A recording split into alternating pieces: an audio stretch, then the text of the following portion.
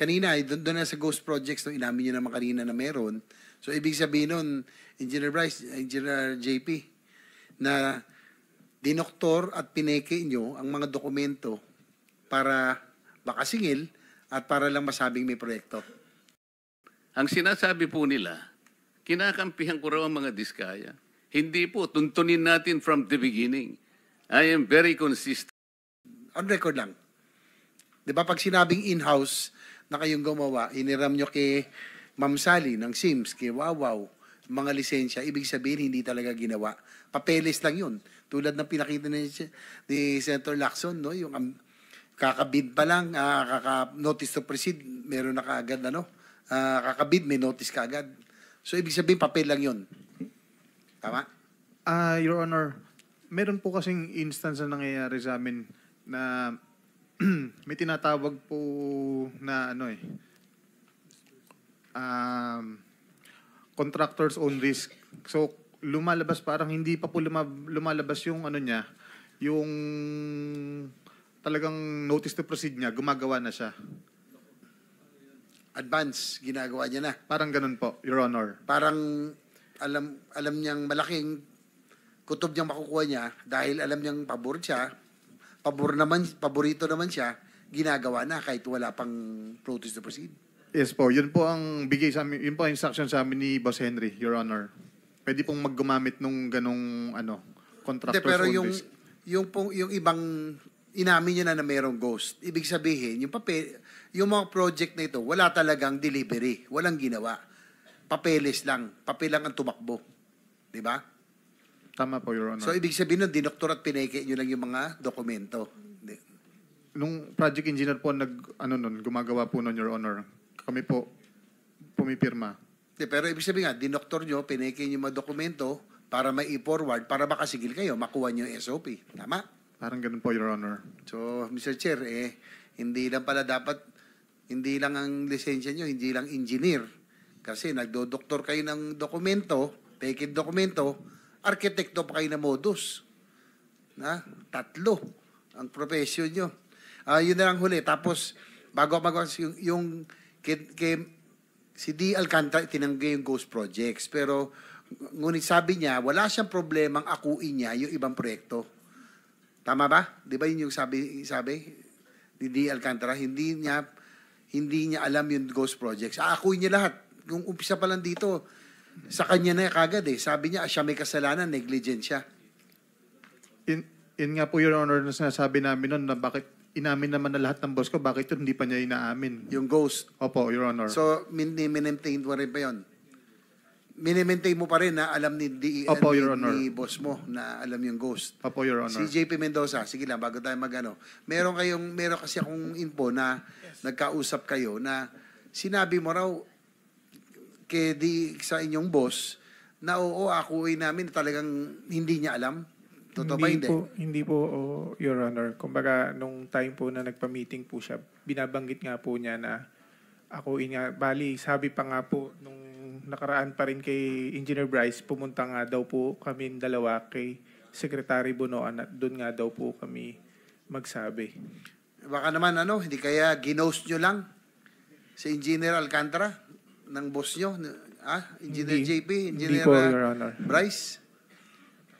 Ghost project, baka ginost nyo lang hindi ba? Your Honor, hindi po talaga ako makakakilos at makakapag-desisyon ng hindi alam ng boss ko. Lahat alam niya.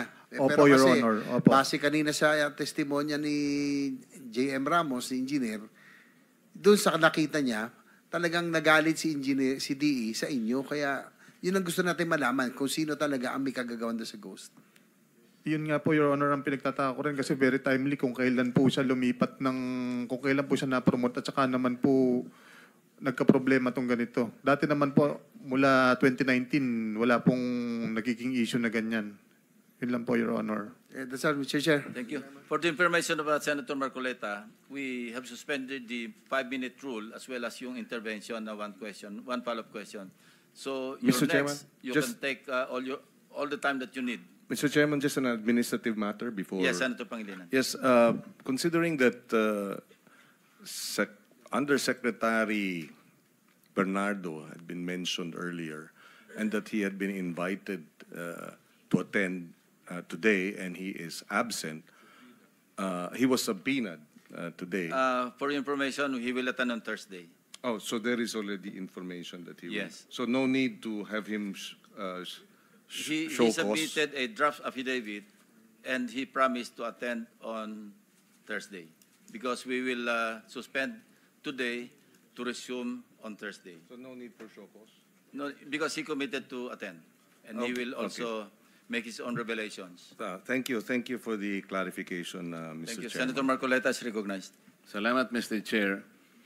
Hindi ko na po nakikita si Secretary Boying Remulla, Mr. Chair. Meron po bang naiwan na USEC man lang ng Department of Justice? Anybody from the DOJ? Wala si PG, Padulyon ngayon. Anyway, he will come back at 1:30 to 2, between 1:30 and 2 p.m., Your Honor. Kasi kaya importante po ang aking itatanong sana sapagkat kaninang tinatanong ko siya, pinipilit niya yung opinion niya na kinakailangan talaga magsoli yung mga diskaya para tanggapin niya yung aplikasyon. Wala naman po talaga sa batas yun. Ipipilit ba ang opinion ng isang undersecretary o isang secretary ng Department of Justice samantalang maliwanag na maliwanag po ang requisites ng batas? Itingnan mo po natin ngayon, Mr. Chair, ang dilemma nitong dalawang mag-asawang ito. Narinig po natin ang supplemental affidavits nila. Sa aking palagay, very extensive revelation ng mga pangyayari na ating binubuksan ngayon. Ngunit dahil nga nagpahayag kayo ng opinion ninyo, ito po yung kanina pa pinipilit ko na parang na-discredit na sila kasi kung ikukumpara sila kay Bryce Hernandez, mas kapanipaniwala si Bryce Hernandez. Masasakripisyo ngayon, whatever is the quality o madidiminis ngayon ang veracity ng kanilang testimony. Ito po yung kanina pa gusto ko nang sabihin sana. Paano natin paniniwalaan sila ngayon kung nakapagpahayag na tayo ng opinion tungkol kung sino po yung dapat paniwalaan dito? For the record, Your Honor, naniniwala ako sa kanilang mga pahayag ngayon. Alam niyo, yung credibility, relative yan eh. At one point, si Bryce Hernandez, as I also mentioned, was not credible. He started becoming credible because of new revelations.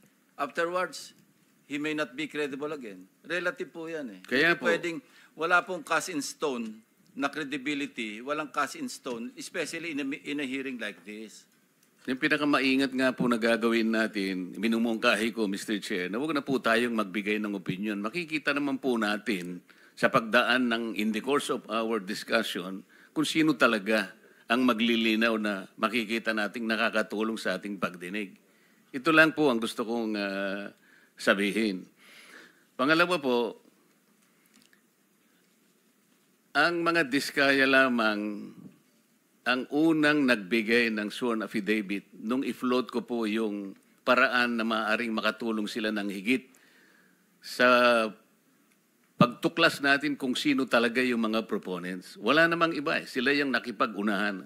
At dahil doon, naimungkahi ko nga, sapagkat yun naman ay nasa batas talaga. Nasa Section 4 po ng batas ng WPP. Kaya po namin sila kinonsider. Ngayon, kung sasabihin po ng Department of Justice na kinakailangan pa palang testingin ang kredibilidad, ang sincerity, yung goodwill, na wala naman po sa batas yun, paano po yung aplikasyon nila? So sa mga tweet, yung batas po, yung batas mismo na tinatadhana para sa mga ganitong klaseng pagkakataon, hindi po nabibigyan ng katuparan. Ang sinasabi po nila, kinakampihan ko raw ang mga diskaya. Hindi po, tuntunin natin from the beginning. I am very consistent. Ang batas po ang aking sinusunod, ang tinutuntun ko. Meron po kasing isang taong nagsabi, nag-intriga, nagpalabas ng kung anong klaseng intriga, na ako raw po, o maring hindi ako, isa raw mambabatas ang lumapit sa diskaya, humihingi raw po ng 1 billion pesos.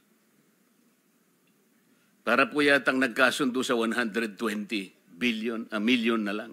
Isip-isipin po ninyo, kapatid po yata yun ng ating colleague, si Ben Tulfo. So ngayon po, ang dami nagsasabi na baka ako yun. Sa akin lang po, okay lang yung magpalabas sila ng ganun eh. Basta may maniwala lang sana na mas maraming tao na hindi totoo ang sinasabi. Para sa akin, okay na po yun eh. Mr. Diskaya, meron bang pagkakataon ako nagpahaging sa iyo ng kahit ano pa? Your Honor, wala po talaga.